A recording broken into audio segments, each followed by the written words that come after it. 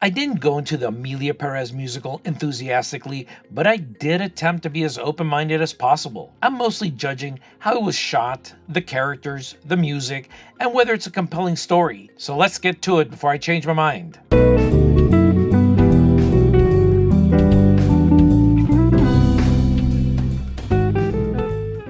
Emilia Perez follows the life of Manitas, played by trans actor Carlos Sofia Gascon. The guy's a killer and ruthless Mexican drug lord who kills people for fun.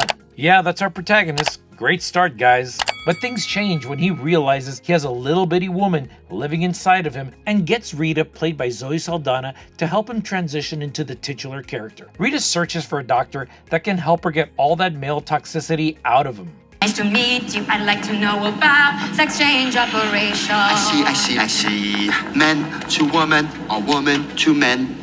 Man to woman. Cause I guess her moral compass sucks and she helps drug dealers. The plan is to become a new person with a new body and a new soul, free from the pesky consequences of his shit life. Cause I guess that's how it works. Next, he sends his wife Jessie, played horrendously by Selena Gomez, and his kids to Switzerland. A few years after transitioning, Emilia decides that he can't live without his children and asks Rita to bring them back to Mexico where he can be close to them. There, Emilia runs into a mother who lost her child and then decides, hey, I'll just reunite people with the loved ones that the cartel and most likely I killed. Unfortunately, Emilia finds out that his wife has had a Sancho, meaning a guy that she's had on the side and has been hooking up with for years. She's decided to marry him and take her kids to live with him, which pisses off Emilia something fierce, and her toxic masculinity comes out and she ragdolls Jessie all over the bed. So Jessie takes her kids the hell out of there, prompting Emilia to cut her off financially.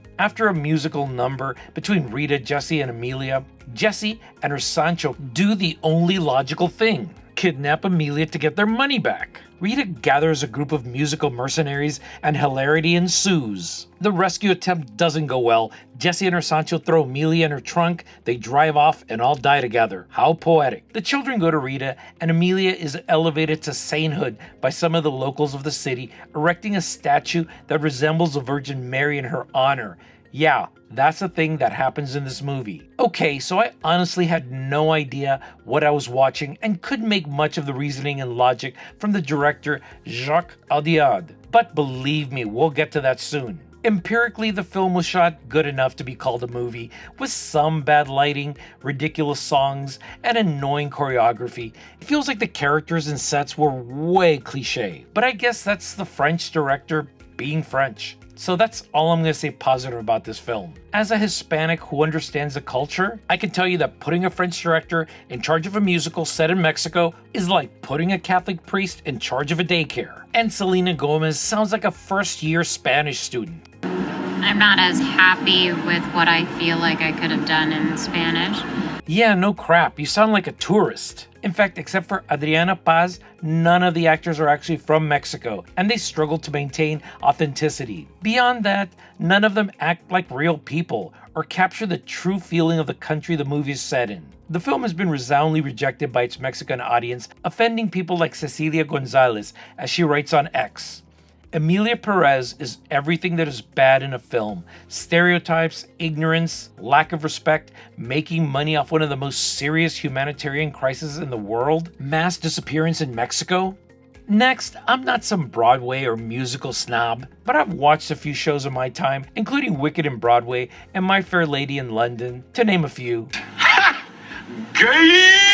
And I can tell you that the music is sloppy and the choreography is jerky, poorly paced, and many times fails to stay consistent with its accompanying scenes. The vocals are flat and uninspired, some slightly harmonious, and other times sounding like slam poetry. It consistently takes you out of the little coherent story that there is. Lastly, the story is attempting to push some moralistic message that is all over the place. I don't know if the director's message is lost in translation or if he actually believes this crap. Changing society changes the soul.